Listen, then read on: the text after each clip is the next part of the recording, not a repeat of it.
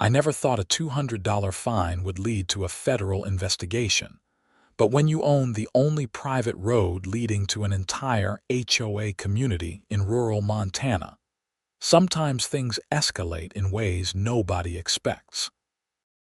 My name is Daniel Whitmore, and I purchased my property on Timber Ridge outside of Whitefish, Montana, back in 2019. The place came with 80 acres of pristine land, a modest cabin that I'd been fixing up, and something I didn't fully appreciate at the time, a quarter-mile gravel road that connected my property to County Road 47. It was my road, on my land, maintained by me. The previous owner had granted an easement to the Timber Ridge Homeowners Association for access to their gated community of 35 homes that sat beyond my property. Without that road, they'd have to drive an extra 12 miles around the mountain to reach the county highway. For the first 3 years, everything was fine. I plowed the road in winter because I needed to get in and out anyway, and it didn't bother me that the HOA residents used it too. They waved when they drove past, occasionally dropped off a bottle of wine or some homemade jam as a thank you. It was neighborly, simple, the way things should be in a small mountain community. Then Patricia Brennan became HOA president in January 2023. I first met Patricia on a Tuesday morning when she showed up at my door unannounced. She was 52, had that distinctive haircut that somehow screamed, "Let me speak to your manager," and wore a puffy North Face jacket that probably cost more than my truck payment. Her SUV idling in my driveway was one of those massive Escalades that seemed completely unnecessary for one person. "Daniel Whitmore," she asked, not waiting for confirmation before continuing. "I'm Patricia Brennan, president of the Timber Ridge HOA. I wanted to introduce myself and discuss some concerns about road maintenance." I wiped my hands on my jeans. "I'd been working on replacing some rotted deck boards." "Nice to meet you. What concerns?" "Well, I've noticed the road isn't always plowed as promptly as it should be. Last week after that storm, it wasn't cleared until almost noon. Some of our residents were late for work." I felt my jaw tighten. "I plow when I can. I work from home mostly, so I don't always get to it first thing." "I understand, but our community has standards. We're prepared to offer you $300 per month during winter season if you commit to clearing the road within 4 hours of snowfall cessation." She smiled like she was doing me a huge favor. "I appreciate the offer, but I'm not interested in turning this into a job. I plow when I need to get out, and that's worked fine for everyone." Her smile vanished. "Mr. Whitmore, I don't think you understand. That road serves 35 families. We have a right to reliable access. You have an easement for access, not for snow removal service. Those are different things." She stared at me for a long moment. "We'll see about that. I'm sure we can come to an arrangement." After she left, I looked up the actual easement agreement. It was straightforward. The HOA had right-of-way to use the road for ingress and egress. Nothing about maintenance, nothing about snow removal, nothing about timing. The road was mine, and any maintenance I did was purely voluntary. I should have known Patricia wouldn't let it go. 2 weeks later, we got a massive storm. 14 inches fell overnight, and by morning the whole mountain was buried. I woke up around 8, made coffee, and checked my email. I had some work deadlines, but nothing urgent. Around 10, I fired up my plow truck and cleared the road. It took about 90 minutes to do a thorough job. That afternoon, a certified letter arrived. Inside was a formal notice from the Timber Ridge HOA citing me for failure to maintain community access road to minimum standards and imposing a $200 fine, payable within 30 days. I read it 3 times, anger building with each pass. They were fining me for not plowing my own road fast enough to suit them. I called the number on the letterhead. A woman answered. Timber Ridge HOA, this is Cheryl. This is Daniel Whitmore. I just received a fine notice and I need to speak with Patricia Brennan immediately. Mrs. Brennan is in a board meeting. Can I take a message? Tell her the fine is bullshit and she can expect to hear from my lawyer. Sir, there's no need for profanity. I hung up. The next morning, Patricia called me. Mr. Whitmore, I understand you're upset about the fine. You're damn right I'm upset. You have no authority to fine me for anything. That's my road on my property. Actually, if you read the revised HOA bylaws from our January meeting, Section 12.4 clearly states that the access road is considered a community asset, and all community assets must be maintained according to our standards. Your bylaws don't apply to me. I'm not part of your HOA. The easement makes you subject to certain regulations. No, it doesn't. Have you actually read the easement? There was a pause. Our attorney has reviewed all relevant documents and assures us we're within our rights. If you don't pay the fine, we'll be forced to take legal action. Something in her tone made me see red. This woman, who'd lived here less than 6 months, was threatening to sue me for not being her personal snow removal service. Patricia, let me be very clear. I am not paying your fine. I am not subject to your HOA. And if you want to take legal action, go right ahead. But you should know that snow removal was never part of the easement agreement, which means I've been doing it as a courtesy. A courtesy I can stop providing at any time. You wouldn't dare. You'd strand 35 families. Watch me. I hung up and stood in my kitchen, heart pounding. I wasn't bluffing. If they wanted to treat me like an employee they could fine and control, they could find another way to access their precious community. I called my lawyer, Tom Henderson, who had an office in Whitefish. Tom was in his 60s, had practiced property law for 40 years and knew every easement dispute in Flathead County. Daniel, good to hear from you. What's going on? I explained the situation. Tom listened without interrupting, which I appreciated. Well, they're way out of bounds, he said when I finished. An easement grants access, not control. They have no authority to fine you, and their HOA bylaws are meaningless to a non-member. But here's the thing. If you stop plowing, they might try to claim you're interfering with their easement rights. How? The easement doesn't guarantee snow removal. Right, but they could argue that by previously providing that service, you created an expectation or implied agreement. It's a weak argument, but I've seen HOAs try weaker. So, what do you recommend? Send them a formal letter stating that snow removal was always voluntary, that you're not subject to their authority, and that you won't be providing that service going forward. Make it clear they still have the easement for access, but they're responsible for their own snow removal. I'll draft something. How fast can you do it? Have it ready by end of business today.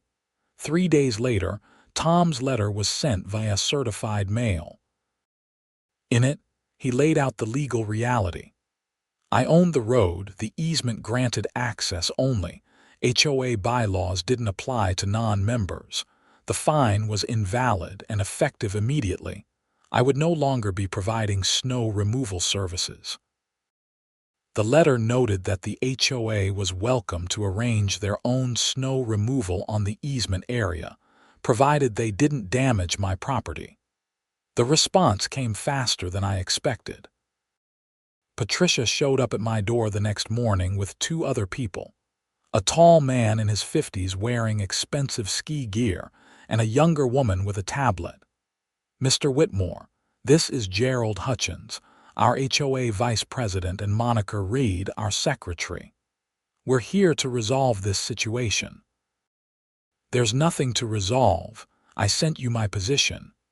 Gerald stepped forward. He had that businessman confidence, the kind that comes from years of people doing what he says. Look, Daniel, we all got off on the wrong foot. Why don't we start over? We're prepared to offer you $500 a month for winter road maintenance. Not interested. $700. You're not hearing me. This isn't about money. You tried to fine me for not jumping when you said jump. You tried to claim authority you don't have. So now you can handle your own snow removal. Patricia's face was turning red. You're being incredibly selfish. There are children in our community who need to get to school, people who need to get to work. Then you should have thought about that before you decided to play power games. Monica, the secretary, spoke up. She seemed more reasonable than the other two. Mr. Whitmore, I understand you're angry, but surely we can work something out. What if we rescind the fine and apologize? I almost considered it. Almost. But then Patricia opened her mouth again. We're not apologizing for upholding community standards. If you won't be reasonable, we'll take this to court and force you to maintain the road. That sealed it. Get off my property, all of you, and don't come back. They left, Patricia muttering about lawsuits and consequences. The next snowfall came 4 days later, 8 inches overnight. I watched from my window as the snow piled up on the road. Around 9 in the morning, I saw the first vehicle attempt to make it through. It was a pickup truck, probably someone who thought they could power through. They made it about 100 yards before getting stuck. My phone started ringing at 9:30. I didn't recognize the number and didn't answer. Then another call, and another. By 10 o'clock, I had 14 missed calls and a voicemail box that was full. I listened to one message from a panicked-sounding woman. Mr. Whitmore, this is Deborah Chen from Timber Ridge. My husband has a medical appointment in Kalispell and we can't get out. Please, we need help. I felt a twinge of guilt but pushed it down. This wasn't on me. Patricia had created this situation. Around noon, I saw a small convoy of vehicles trying to leave the HOA community. They were following a heavy-duty pickup with a plow attachment. Looked like they'd hired someone. Good. They'd figure it out. But that night, Patricia must have been making calls because the next morning, a sheriff's deputy knocked on my door.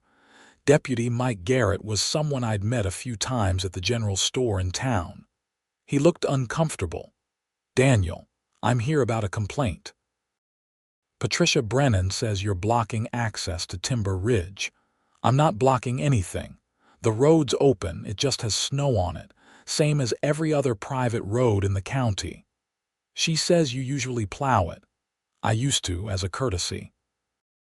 But the HOA decided to start fining me for not plowing fast enough, so I stopped. That's my right, Mike. It's my road. He nodded slowly. I figured it was something like that. Look, I told her this was a civil matter, not a criminal one. You're not doing anything illegal.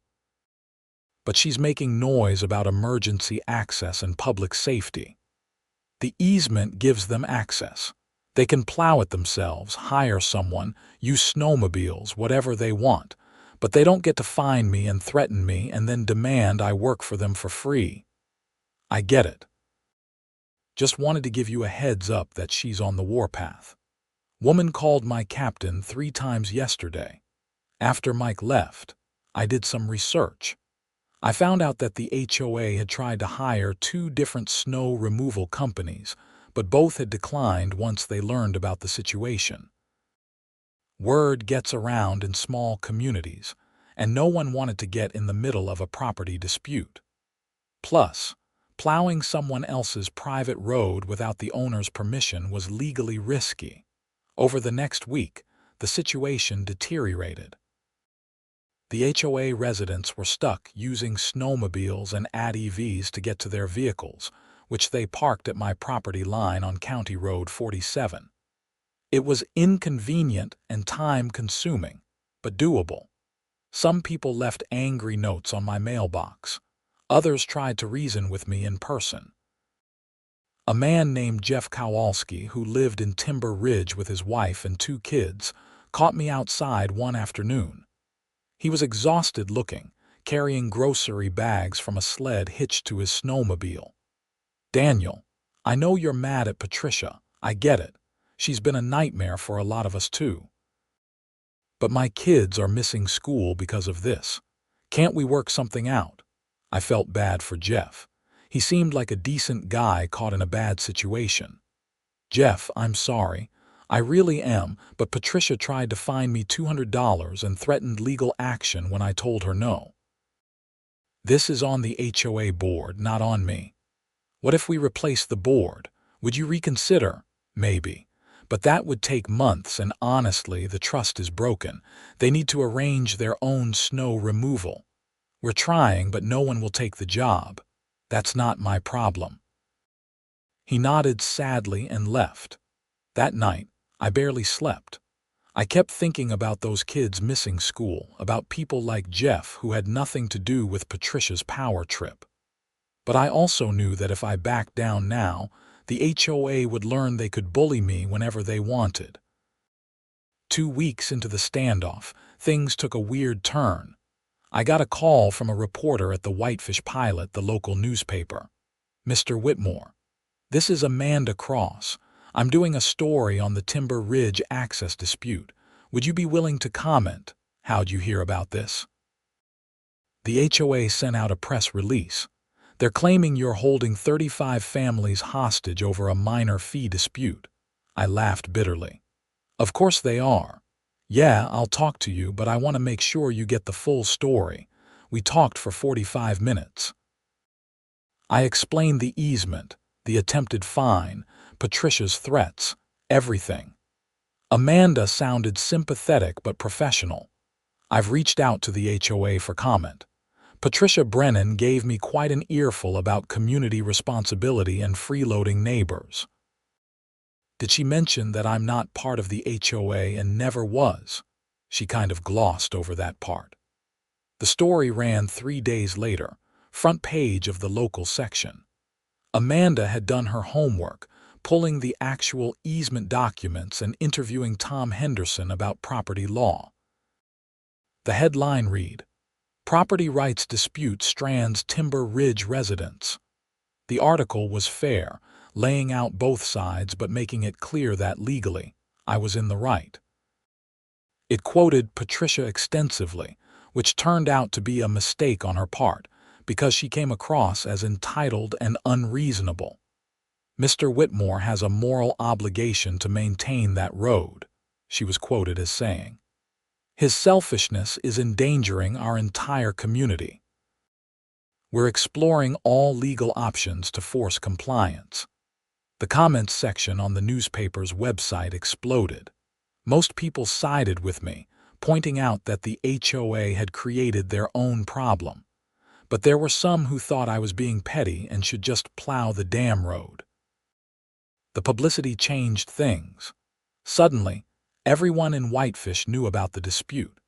I got stopped in the grocery store by strangers who wanted to share their own HOA horror stories. A few people bought me beers at the brewery and told me to stand firm, but the pressure on the HOA ramped up too. Parents were complaining about kids missing school. People were late for work. One elderly resident apparently had to miss a doctor's appointment for a chronic condition. 3 weeks into February, Patricia made her biggest mistake.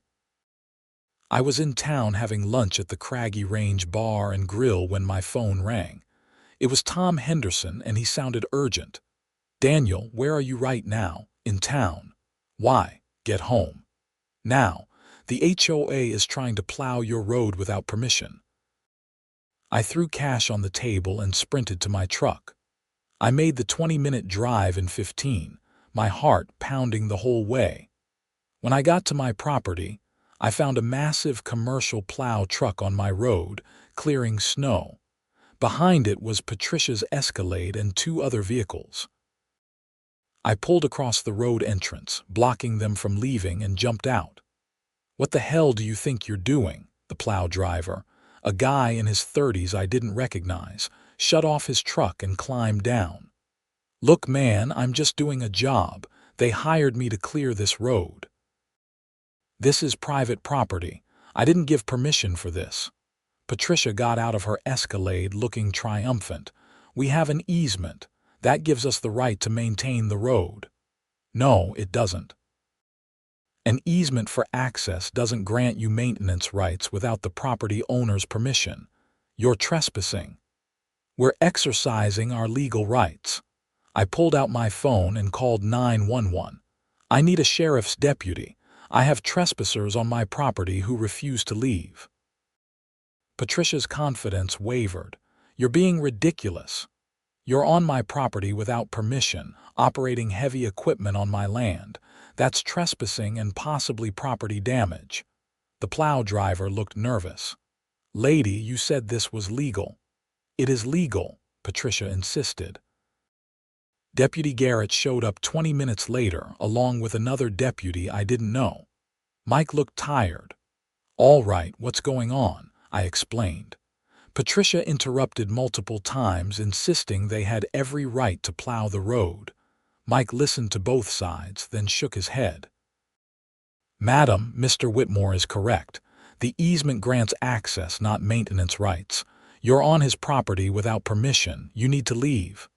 This is absurd. We'll sue everyone involved. That's your right, madam. But right now, you're trespassing, and if you don't leave, I'll have to cite you. The plow driver didn't need to be told twice. He climbed in his truck and backed carefully off my property, leaving deep ruts in places. Patricia and her group left too, but not before Patricia pointed at me and said, "You haven't heard the last of this." After they left, I surveyed the damage. The plow had gouged some sections of the road pretty badly, and there were tracks through some areas that I'd specifically kept clear for drainage.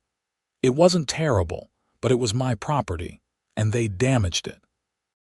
Tom Henderson advised me to document everything and consider filing for a restraining order if Patricia tried anything else. She's escalating, Tom said. People like her don't back down until they're forced to. He was right.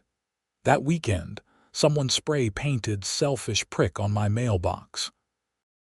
I had no proof it was Patricia, but I had strong suspicions. I filed a vandalism report with the sheriff's office. Then things got even stranger. On a Tuesday morning in late February, I heard a helicopter. Not that unusual in Montana, but this one was circling low over my property. I went outside and saw it was a news helicopter from a Kalispell TV station. An hour later, my phone rang. It was a producer from the station. "Mr. Whitmore, we're doing a story on the Timber Ridge situation. We've been contacted by the HOA, and they're claiming you're violating state highway access laws. Would you like to comment?" "What highway access laws? This is a private road." "They're saying the road is the only reasonable access to their community, and that state law requires you to maintain it." I felt my blood pressure rising. That's completely false. They have an easement. The road is mine. State highway laws don't apply. Would you be willing to do an on-camera interview? Against Tom's advice, I said yes. I was tired of Patricia controlling the narrative. The interview aired that night. I watched it with a mix of dread and curiosity. They'd edited it into she said story, with me explaining property rights and Patricia tearfully talking about endangered children and isolated elderly residents. But they'd also interviewed a property law professor from the University of Montana, who confirmed that I was legally in the right. The professor, a woman named Dr. Sarah Chen, was blunt. HOAs sometimes forget that they're not sovereign entities. They can't impose rules on non-members or seize control of private property through easements. What they are attempting here is legally baseless. The story went regional, then national. Suddenly, I was getting calls from CNN and Fox News. The whole thing had become a symbol for the debate over property rights versus community responsibility, with people on both sides having strong opinions about someone they'd never met. I declined most interview requests. I wasn't interested in becoming a poster child for any political movement. I just wanted Patricia to leave me alone. In early March, the HOA filed a lawsuit. I'd been expecting it, but seeing the actual complaint was still infuriating. They were seeking an injunction forcing me to provide snow removal services and claiming damages for lost work time, mental distress, and diminished property values. Tom read through it and actually laughed. This is one of the worst complaints I've seen in 30 years. They don't have standing for half these claims, and their legal theory is nonsense. So we'll win, absolutely. But it'll take time and money. They're counting on wearing you down. The preliminary hearing was set for late March. In the meantime, winter was starting to wind down. The snow was melting, and people could mostly drive the road even without plowing. The immediate crisis was over, but the legal battle was just beginning. I spent the next few weeks preparing for court, gathering documents, and dealing with the surreal experience of being semi-famous. A few national media outlets ran think pieces about the case. I was alternately praised as a property rights hero and condemned as a selfish jerk. One article that bothered me was in a progressive magazine, painting me as a libertarian extremist who didn't care if elderly people died because they couldn't reach medical care. It completely ignored the fact that the HOA could easily arrange their own snow removal, and that I'd been providing the service for free until they tried to fine and threaten me. But there were also supportive articles, including one in a property rights journal that used my case as an example of HOA overreach. Through all of this, I kept to myself on my property, working remotely and trying to live normally. But the stress was taking a toll. I wasn't sleeping well, and I'd lost about 15 pounds. Jeff Kowalski stopped by one afternoon in mid-March. The road was muddy but passable. "Daniel, I wanted you to know that some of us in the community are trying to recall Patricia and the board. We've got enough signatures to force a special election." That's good, I guess. I also wanted to apologize. A lot of us didn't know what Patricia was doing until it exploded. She told everyone you'd refused reasonable compensation and were holding the community hostage. When the truth came out, a lot of people were angry at her, not you. I appreciate that, Jeff. But the damage is done. Even if Patricia's gone, I don't think I can go back to plowing that road. Every time it snowed, I'd wonder if I was doing it fast enough, if someone was going to complain or threaten me. He nodded. I understand. For what it's worth, we're setting up a community snow removal fund. We've hired a company out of Kalispell that's willing to do it. They'll start next winter. Good. That's how it should have been from the beginning. The court hearing in late March was anticlimactic.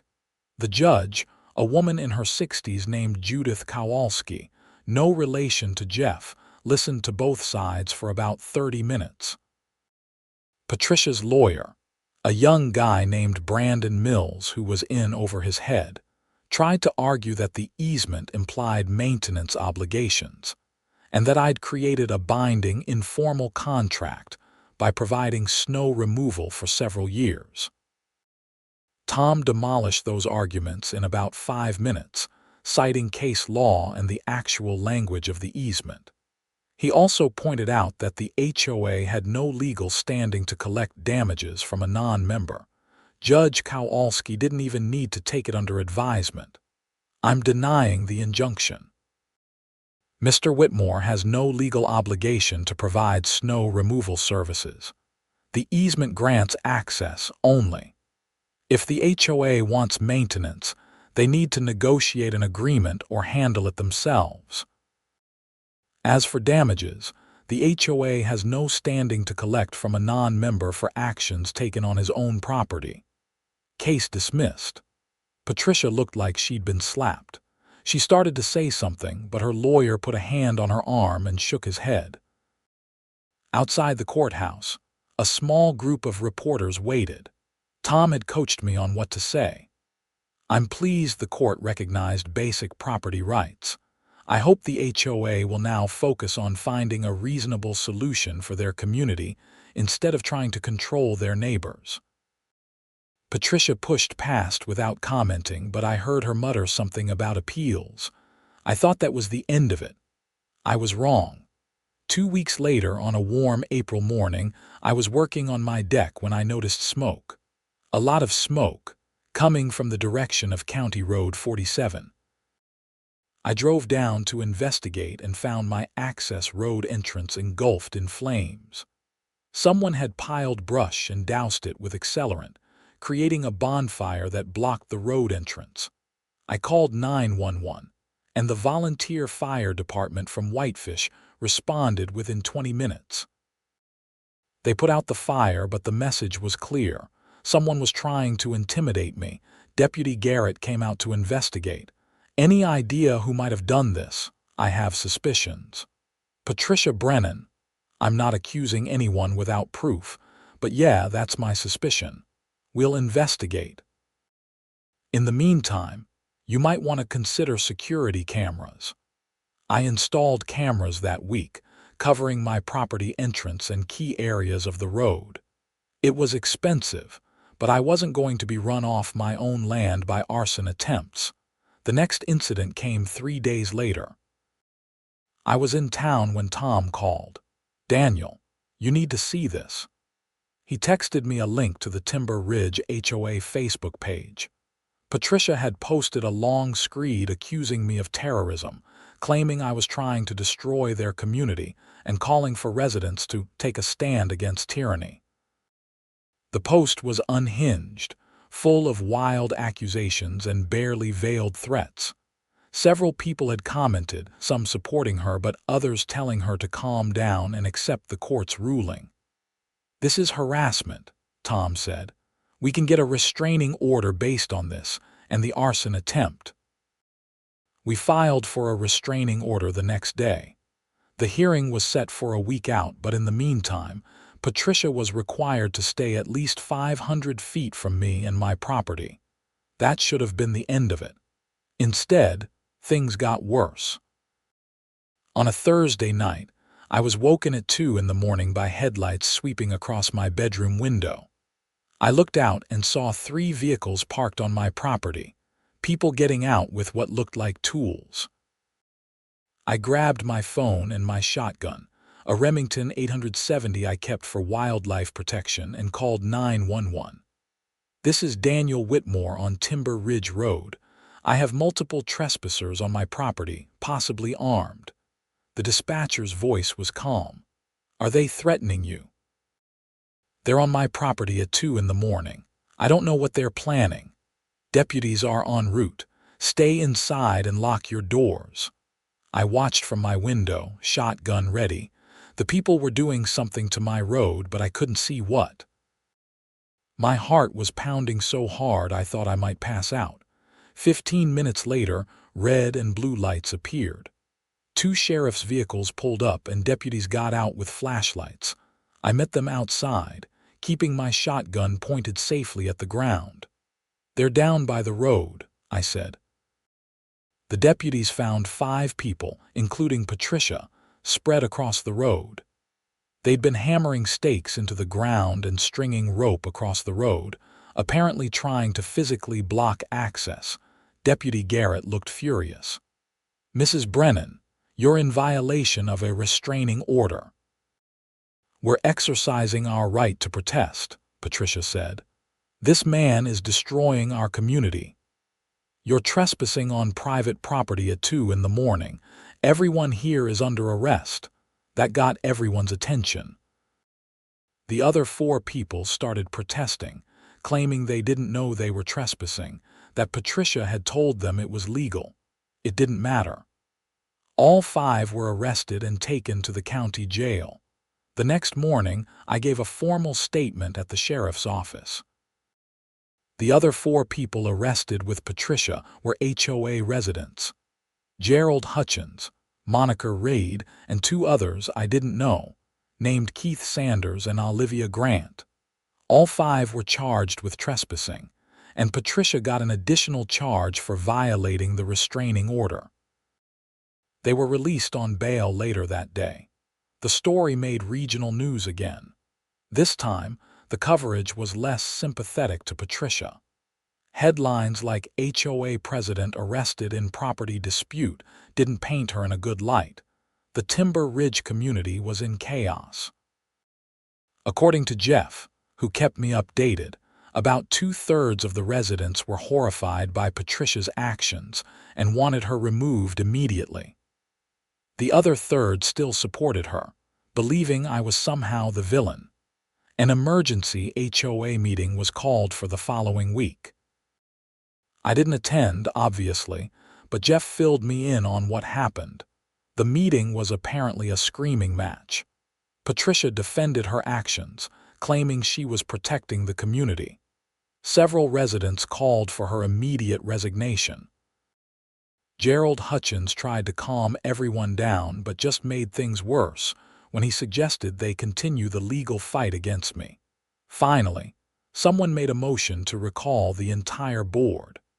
It passed by a vote of 26-7. A temporary board was elected on the spot, with Jeff Kowalski as interim president. Their first action was to publicly apologize to me and announce that the HOA would no longer pursue any legal action or attempt to control my property. Jeff called me that night. "Daniel, on behalf of the Timber Ridge HOA, I want to formally apologize for everything you've been put through. Patricia and the board acted without authority and created this entire mess. We're going to handle our own snow removal going forward, and we'll respect your property rights." I appreciate that, Jeff. I also want you to know that Patricia's been asked to resign from the HOA entirely. If she doesn't, we'll pursue formal removal. What about the criminal charges? That's up to the court. But between you and me, I hope they throw the book at her. What she did was inexcusable. The criminal case moved forward through April and May. Patricia's lawyer tried to get the charges dismissed, arguing that she believed she had a right to be on the property due to the easement. The prosecutor, a sharp woman named Alice Crawford, wasn't having it. "Your client was arrested at 2 in the morning while trespassing on private property in violation of a restraining order," Alice argued at a pre-trial hearing. Her claimed belief is irrelevant and not credible. The judge agreed. The case would go to trial. In the meantime, I tried to return to normal life. The snow was gone, spring had arrived, and the constant stress of the past few months was finally easing. The new HOA board was professional and respectful. They'd hired a Kalispell snow removal company with a contract that specifically noted they'd be working on an easement across private property, and needed to coordinate with me about timing and methods. The fire department investigation into the arson attempt concluded that accelerants had been used, making it a felony. But they couldn't determine who'd done it. My security cameras hadn't been installed yet at that point. However, a break came in late May. A Timber Ridge resident named Marcus Donovan came forward and told deputies that Patricia had asked him to send Daniel a message by setting a fire. Marcus had refused and thought nothing more of it until the actual fire happened. Based on Marcus's testimony, Patricia was charged with felony arson. Her bail was revoked, and she was held in the county jail pending trial. The criminal trial started in mid-June. I attended every day, sitting in the gallery and watching as the prosecution laid out its case.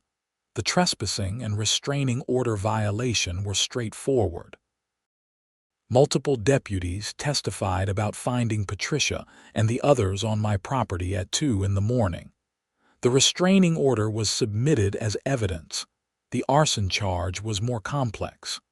Marcus Donovan testified about Patricia's request. The prosecution also brought in cell phone records, showing that Patricia had been near my property around the time of the fire, though that was circumstantial. Patricia's defense was that she'd been defending her community against an unreasonable property owner. Her lawyer tried to paint me as the aggressor, someone who'd created a crisis over a minor fine. The prosecution tore that argument apart. Alice Crawford methodically showed that Patricia had initiated every escalation. The fine, the threats, the unauthorized plowing, the Facebook posts, the middle-of-the-night trespassing, and likely the arson. When I testified, I kept it simple and factual. I explained the easement, the attempted fine, my decision to stop plowing, and everything that followed. Patricia's lawyer tried to make me look bad during cross-examination. "Mr. Whitmore, isn't it true that you punished an entire community because you were angry at one person?" "No.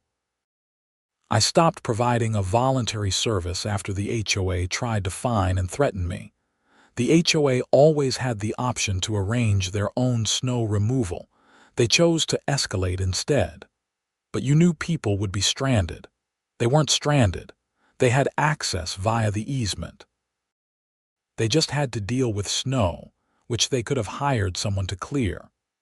The jury deliberated for 4 hours. They found Patricia guilty on all counts: criminal trespassing, violating a restraining order, and felony arson. Sentencing was set for 3 weeks later. I didn't attend that hearing, but Tom Henderson went and filled me in. Patricia got 2 years in state prison for the arson, with additional concurrent sentences for the other charges. The judge, clearly fed up with the whole situation, gave a brief speech about property rights and the rule of law. "Mrs. Brennan, you seem to believe that your position as HOA president gave you authority over people and property outside your jurisdiction. It did not. You terrorized a neighbor, violated court orders, and committed arson. Your actions endangered lives and property. The sentence reflects the seriousness of your crimes." Patricia was led away in handcuffs, still insisting she'd done nothing wrong. The other 4 people arrested with her took plea deals for lesser charges and got probation. As summer arrived, life finally settled down. The Timber Ridge HOA sent me a formal written apology and a gift basket, which was a nice gesture, even though I hadn't asked for anything. Jeff Kowalski was elected permanent HOA president in a community vote. He ran into me at the hardware store in July and bought me a beer afterward. "Things are finally calm," he said. "The snow removal contract is signed for next winter. Everyone understands the boundaries now. Good. I'm glad it worked out. I still feel terrible about what you went through. Patricia was a nightmare for all of us, but you got the worst of it. It's over now. That's what matters." But it wasn't quite over. In August, I got a call from an FBI agent named Robert Carlson. "Mr. Whitmore, I'm investigating some financial irregularities related to the Timber Ridge HOA. I'd like to ask you some questions. About Patricia Brennan, among others. Can we meet?" We met at a coffee shop in Whitefish. Agent Carlson was a serious man in his 40s, the kind who doesn't waste words. "We've been investigating Mrs. Brennan's finances and discovered some concerning patterns. It appears she embezzled approximately $47,000 from the HOA over a period of 18 months. I whistled. "How?" "Fake invoices, unauthorized transfers, that sort of thing. We're building a federal case." "I'm talking to you because I want to understand the context of her behavior. The criminal case in state court mentioned her obsession with controlling you and your property. I'm wondering if that was related to her trying to distract from the embezzlement." "That would make sense. She created a big external enemy for the community to focus on." "Exactly. Would you be willing to testify if needed?" "Sure. Whatever helps." The federal case against Patricia moved slowly, as these things do. But by December, she was indicted on multiple counts of wire fraud, embezzlement, and money laundering. The prosecution alleged she'd stolen HOA funds and used them for personal expenses, including luxury vacations, designer clothes, and car payments.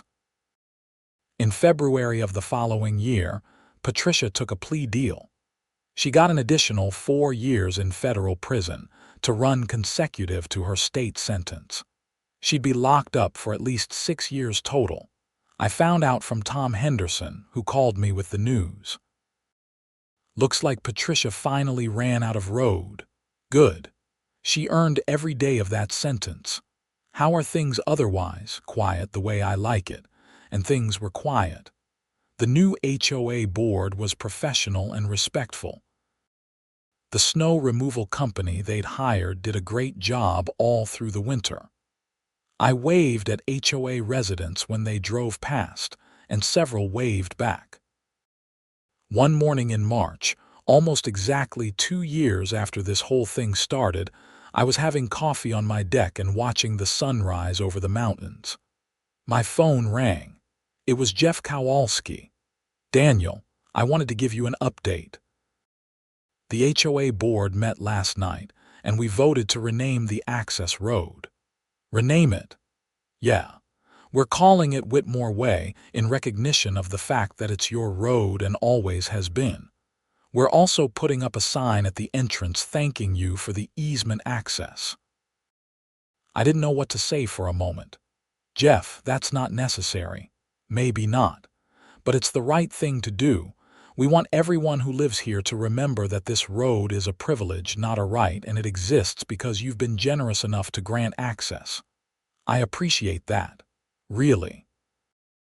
After we hung up, I sat on my deck for a long time, thinking about everything that had happened. 2 years ago, a simple property dispute had spiraled into arson, arrests, criminal trials, and federal investigations. All because one person thought she could control something that wasn't hers. But there was a larger lesson in all of it, one that had become clear through the chaos. Property rights matter, boundaries matter, and no amount of community pressure or moral righteousness gives anyone the right to seize control of someone else's land. I never regretted my decision to stop plowing the road after Patricia tried to find me. It was the right choice, even though it caused short-term hardship for people who didn't deserve it. Because giving in would have set a precedent, would have told Patricia and every future HOA board that they could bully me into compliance. Standing firm had been hard and expensive and stressful, but it had also been necessary. A month later, I drove down to the entrance of my property and found the new sign Jeff had mentioned. It was simple and tasteful. Whitmore Way, private road easement access by permission of property owner. Below that was a smaller plaque. The Timber Ridge HOA thanks Daniel Whitmore for his continued courtesy in allowing easement access across his property. I smiled and drove back up to my cabin. The whole ordeal had taught me something important about standing your ground and not letting people push you around just because they claim to represent a community or a higher good. Patricia Brennan had thought her title as HOA president gave her power over me. She'd learned the hard way that authority has limits, and those limits are defined by law, not by personal conviction or self-righteousness. As spring turned to summer, I started a new project, building a workshop behind my cabin. I'd always wanted a proper space for woodworking, and I finally had the time and motivation to make it happen. Life moved on, peaceful and quiet, the way it should be in the mountains of Montana. The drama was behind me. Patricia was in prison where she belonged, and the Timber Ridge HOA had learned to respect boundaries. I never did plow their road again. And you know what? That was fine. They figured it out, found their own solution, and everyone moved forward. Sometimes the best way to solve a problem is to simply refuse to be part of it anymore. Patricia had tried to make me her employee, her subordinate, someone she could fine and control. By walking away from that dynamic entirely, I'd forced her hand and exposed her true nature. In the end, the only thing I'd really done was exercise my property rights and refuse to be bullied. Everything else, all the chaos and criminality and federal investigations, that was all on Patricia and her enablers. Standing in my new workshop that summer, running my hand over freshly cut lumber, I felt genuinely at peace for the first time in 2 years. The nightmare was over, justice had been served, and life had returned to the quiet simplicity I'd moved to Montana to find. Sometimes you have to fight for your rights, even when it's hard and everyone's telling you to just give in for the sake of peace. Because real peace doesn't come from surrender. It comes from standing up for yourself and letting the chips fall where they may. I learned that lesson the hard way on a snowy Montana road, and I wouldn't change a single thing about how it all played out. The road was mine, always had been, and Patricia Brennan's attempt to seize control of it had cost her everything. Her freedom, her reputation, her finances, and 6 years of her life. Meanwhile, I was exactly where I wanted to be, doing exactly what I wanted to do, on property that was undeniably and legally mine. That's what victory looks like, not some dramatic courtroom moment or public vindication, but simply the quiet satisfaction of knowing you stood your ground and won. The snow would fall again next winter, and the Timber Ridge residents would handle it themselves, the way they always should have. And I'd watch from my cabin window, warm and content, knowing that sometimes the best revenge is just living well and letting karma handle the rest. Patricia Brennan had tried to control something that wasn't hers and had paid the price. The HOA residents had learned a valuable lesson about respecting property rights and their neighbors. And I'd learned that sometimes you have to weather the storm to reach the calm on the other side. It had been one hell of a ride, from that first threatening fine to federal prison sentences, but through it all, one truth had remained constant. The road was mine, and no HOA in the world had the right to change that. As autumn arrived, and the leaves turned gold on the mountainside, I found myself actually grateful for everything that had happened. Not because I'd enjoyed it, I definitely hadn't, but because it had taught me something valuable about strength and boundaries and the importance of standing up for yourself, even when it's difficult. The new HOA board continued to be respectful and professional.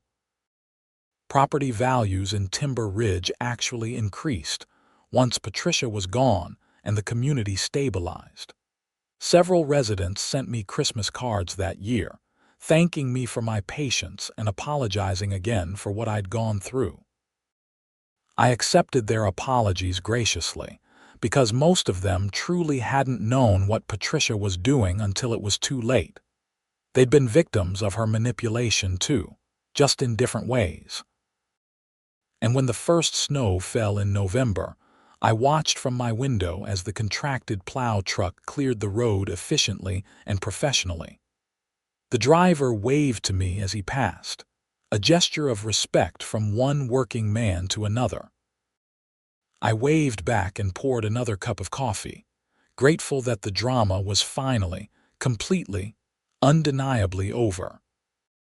The road that had caused so much trouble was just a road again, a strip of gravel and dirt winding through the Montana wilderness, unremarkable except for the lessons it had taught everyone involved. Property rights matter. Boundaries matter.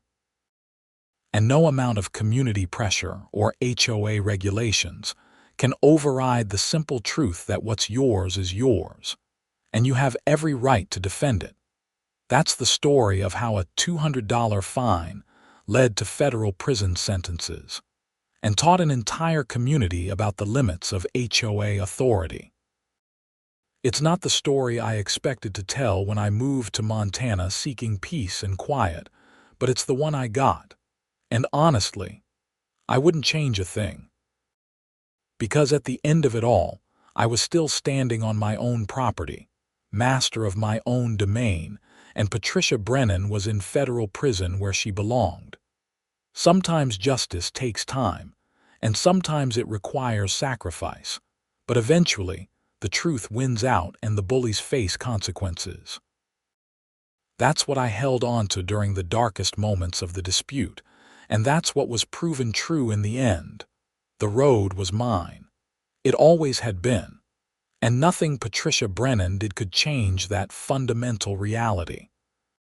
So when people ask me if I regret my decision to stop plowing the road after that first fine, I tell them the truth. Not for a second. Because some principles are worth fighting for. Some lines can't be crossed. And some bullies need to learn that their authority ends where your property begins. That's the lesson of Whitmore Way. And it's a lesson that cost Patricia Brennan 6 years of her life to learn. I just hope other HOA presidents out there are paying attention, because property rights aren't negotiable. Easements don't grant control, and trying to bully your neighbors into submission is a really, really bad idea.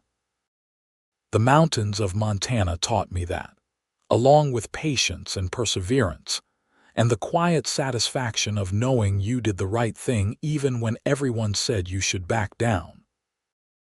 And now, sitting on my deck with the workshop finished and winter approaching again, I can honestly say I'm at peace with everything that happened. The road is clear, the community is stable, Patricia is in prison, and life goes on in the beautiful, quiet way it should. That's all I ever wanted, and it's all I fought for. The right to live my life on my own terms, on my own property, without interference from people who thought they knew better. Mission accomplished.